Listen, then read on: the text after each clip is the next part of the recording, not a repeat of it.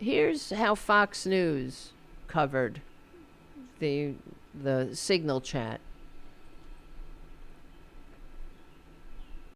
Another big story today out of The Atlantic, where their editor-in-chief Jeffrey Goldberg has reported that he was accidentally sent sensitive information about military strikes in Yemen. The messages come from 18 national security officials. They were sent through the encryption app Signal, and there are indications that they appear to be authentic. I think there are two takeaways from this story as of what we know today. One, it is incredibly concerning that sensitive information would be sent with a journalist included in the thread.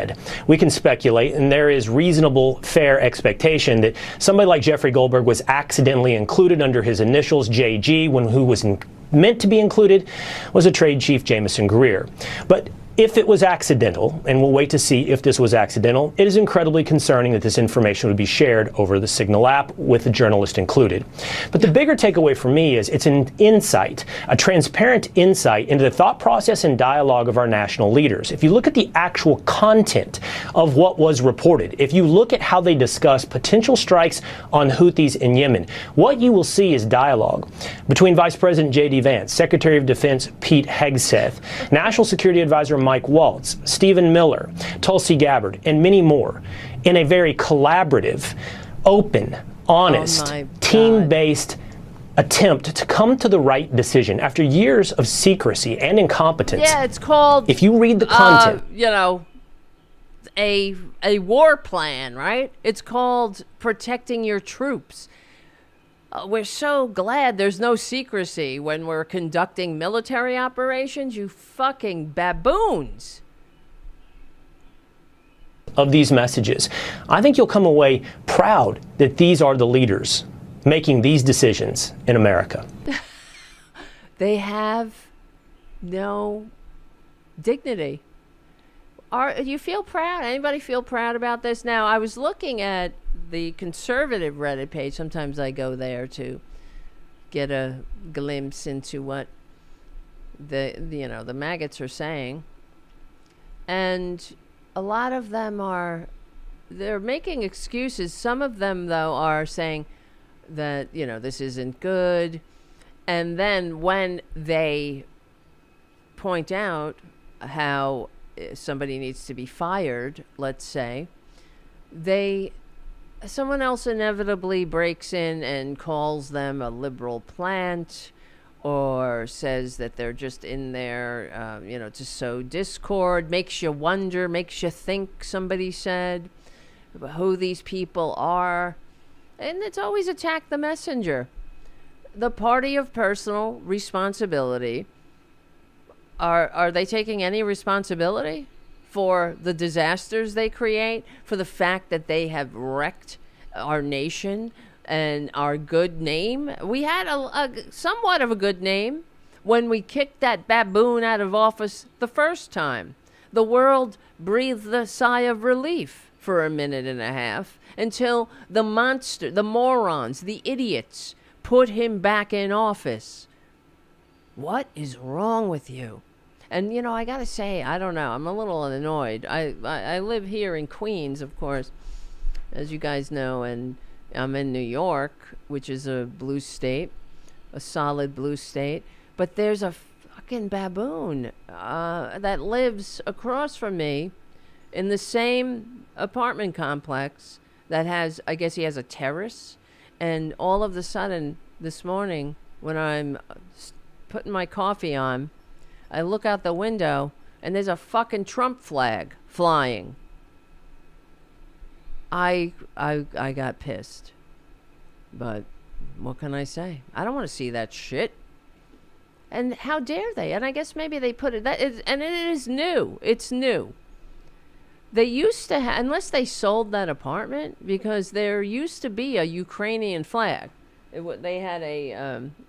it had an American flag, then they had a Ukrainian flag underneath it. And I was like, of course, all about that. I was very supportive of those flags. So to see a maggot flag, of course, the Ukrainian flag is gone, and then there's a maggot flag And I thought, well, if it's the same people, it goes to show you that they're just a disgusting cult with no standards. Because as soon as the baboon does what his master Putin wants and attacks Ukraine, they take the Ukrainian flag down and replace it with a Trump flag? How dare they? And maybe really wish I had some kind of something that would that flag. You know what I mean? I don't want to see that fucking flag, especially every morning. I got to look out the window and see that. Just, oh God! But I guess they do it to own the libs. I also, well, one of my Wi-Fi is traders support Trader Trump.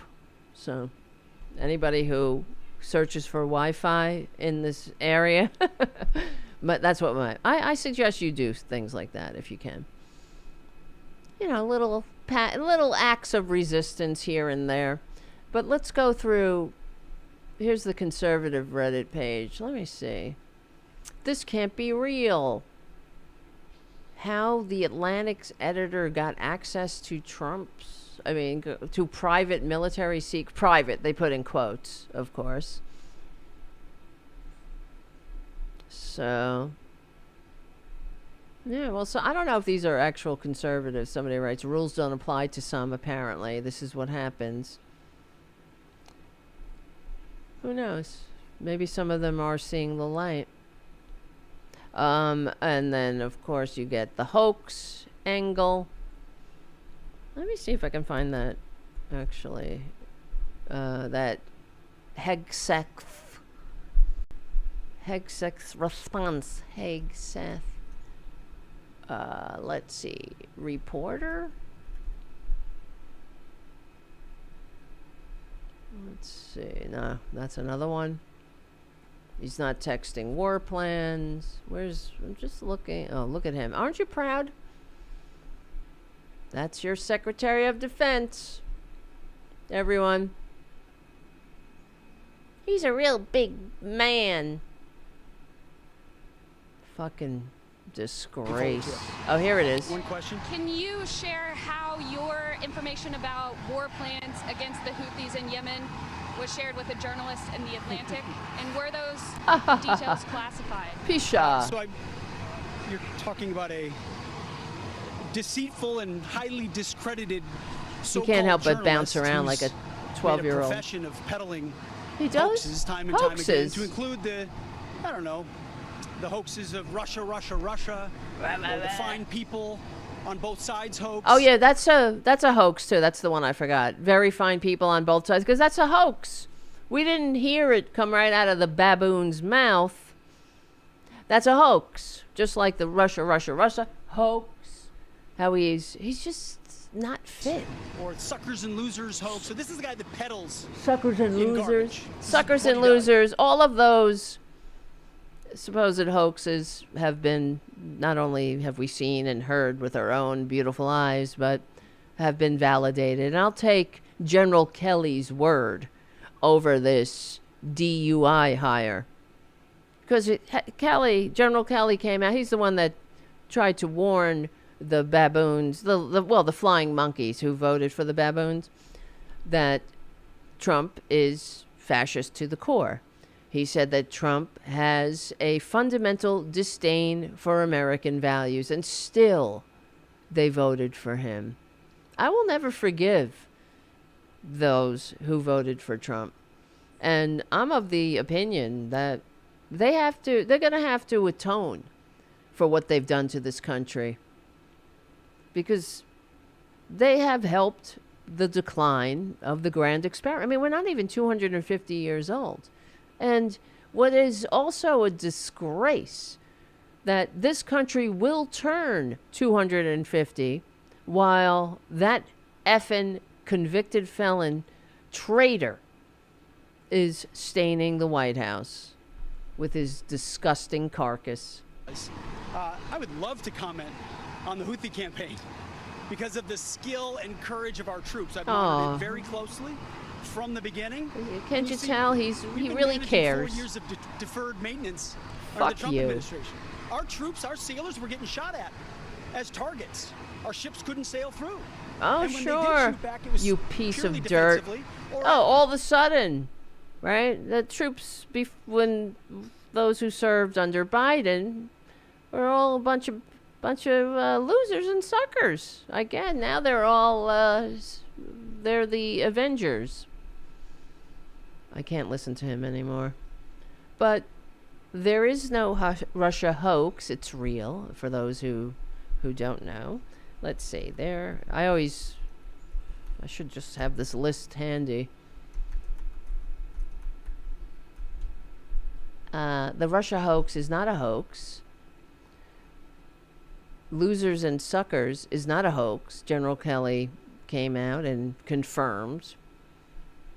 Because, of course, the maggots were calling him a liar. So, as a man who has some standards, has some honor, I suppose, he came out and said, no. He said it. We were standing over the grave of my son who gave his life for this democracy. And Trump asked, I suppose, in a moment where he thought they were connecting somehow, he asked General Kelly, I don't get it. What's in it for them? And the losers and suckers, the other thing is, you know where that comes from. That's when the baboon was representing America at the 75th anniversary of the Normandy invasion. Disgracefully, he was representing us, of course. And there were supposed to be some commemoration one night, but it was raining. And they were telling him, yeah, we got to go. Sir, we got to go. And he said he resisted it because it was raining out. He didn't want his orange turd hair to get wet because he looks like shit. I guess his comb over something would his boof would fall. And he said, that's when he said losers and suckers. He said, why should I go and honor them, a bunch of losers and suckers? Because they got themselves killed, you see. Losers and suckers, only losers and suckers sign up for service. And then they get themselves killed? What a bunch of suckers. What's in it for them? They didn't even get $1. What'd they get? $20? Give me $1. You got 50 cents. You got $1. Everything. Let me fucking look at this. Hold on. Oh, and the other thing, of course, we know. It's just they have the gaslighting never stops. Their shamelessness never stops. And I do wish that I hope the Democrats listen to the show and say, yes, exactly. Oh, our peach dude. Several generals. Yeah. And, but what was I saying? Anyway, I forgot. The thought went out of my head for a second. Oh, yeah. I do hope that the Democrats, who are annoying because they don't know how to message, whether I don't understand why they don't. It's not that hard. Listen to Tarabuster. Listen to the Tara Show on Tuesdays and Thursdays at 2 p.m. at the Political Voices Network, right here on YouTube. You'll learn how to message. But I don't understand why the Democrats take this. Democrats, if you're listening, if you're in the halls of power and you work for a Democrat or something, whisper in their ears, because clearly the messages I leave for them are not breaking through. That you go after them, you laugh at them, just like they laugh at you. You say, well, I guess the party of personal responsibility only sticks to that motto when they're trying to strip grandma of her Social Security, when they're trying to steal grandma's Social Security. The party of personal responsibility only sticks to that motto when they're trying to, fill in the blank, cut the lifelines of Americans when they're firing Americans and dancing around with a freaking chainsaw on their sufferings. How dare these people? You know? How dare they?